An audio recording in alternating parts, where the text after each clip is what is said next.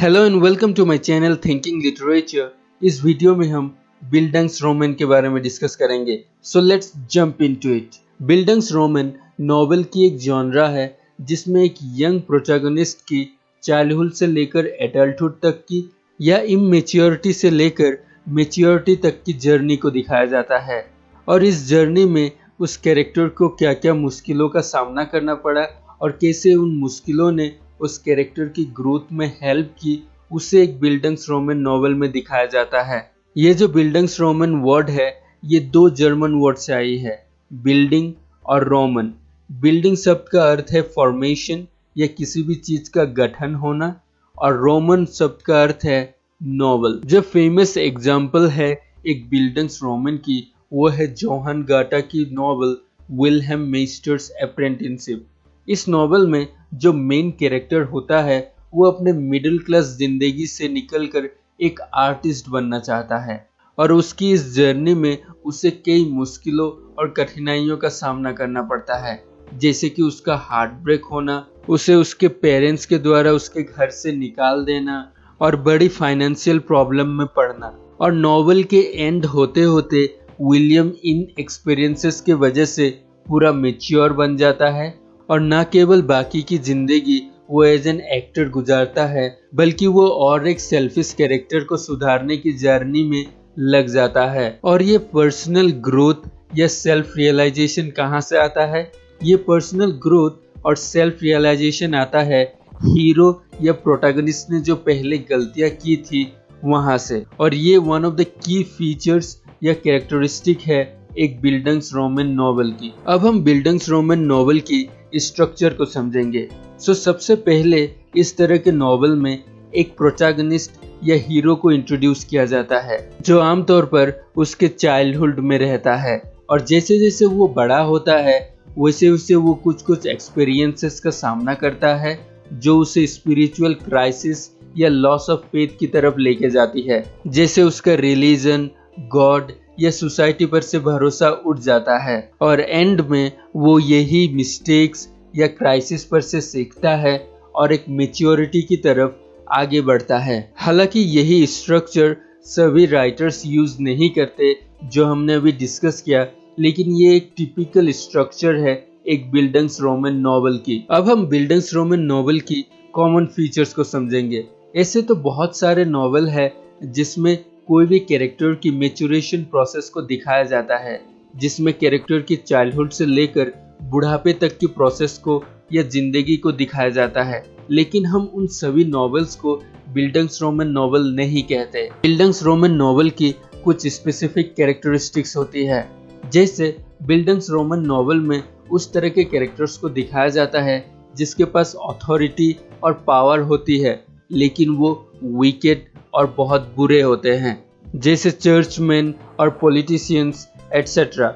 और इस तरह के नॉवेल में अनरिक्विटेड लव दिखाया जाता है। अनरिक्विटेड लव का मतलब है वन साइडेड लव को दिखाया जाता है। और बिल्डिंग्सरोमैन नॉवेल में जो टीचर्स को दिखाया जाता है वो या तो बहुत ज्यादा अनकाइंड होते हैं या तो बहुत ज्यादा काइंड होते हैं। सो ये तो हो गई कैरेक्टर्स की बात। अब हम बिल्डिंग्सरोमैन नॉवेल की थीम्स को समझेंगे।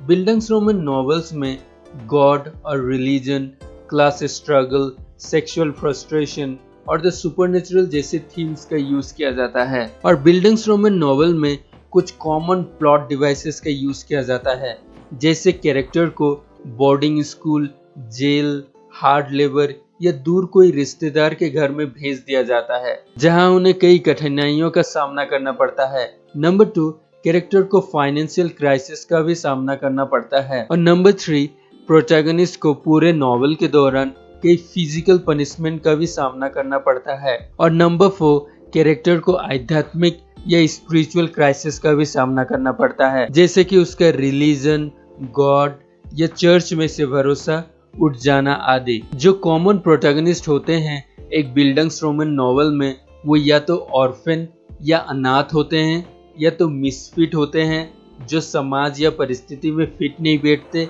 या तो वो भागा हुआ कोई पर्सन होता है या तो कोई आर्टिस्ट होता है। ये कुछ कॉमन प्रोटैगनिस्ट होते हैं एक बिल्डिंग्सरोमैन नॉवेल के। अब हम चार्लोटे ब्रॉन्टे की नॉवेल जेन आयर को as an bildungsroman novel discuss करेंगे।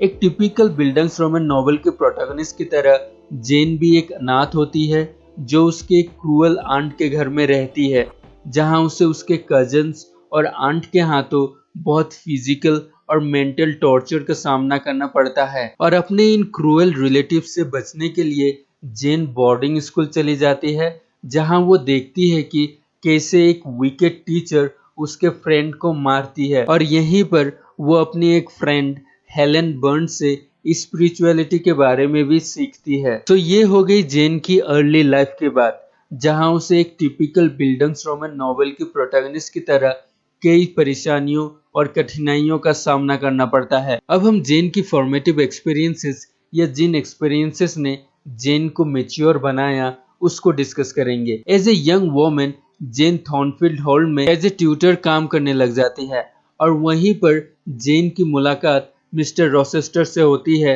और उससे प्यार कर बैठती है।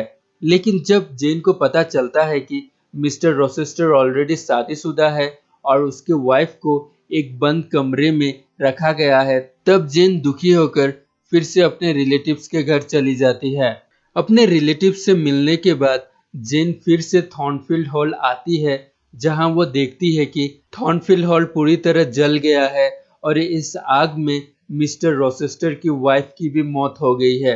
और अंत में जेन मिस्टर रोचेस्टर से शादी कर लेती है। सो ये नॉवेल एक टिपिकल बिल्डंग्स रोमन नॉवेल है, क्योंकि इस नॉवेल में जेन को एक अनाथ से एक स्टेट की मिस्ट्रेस होने तक की जर्नी को दिखाया गया है, और ये भी दिखाया गया है कि कैसे जेन अपनी मुश्किलों का सामना करके एक मैच्योर वुमन बनती है, जो एक टिपिकल बिल्डंग्स रोमन नॉवेल की कैरेक्टरिस्टिक है गया है। So we come to the end of this video.